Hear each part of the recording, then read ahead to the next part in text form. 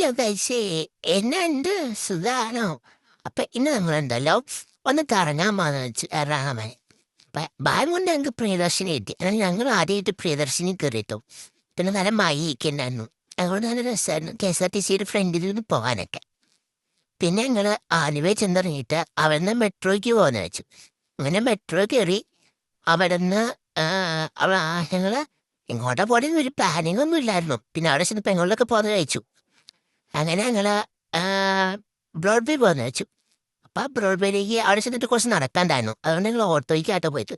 നല്ല വെയിലായിരുന്നു. പിന്നെ കുറച്ചൊക്കെ ഒന്ന് നടന്നു.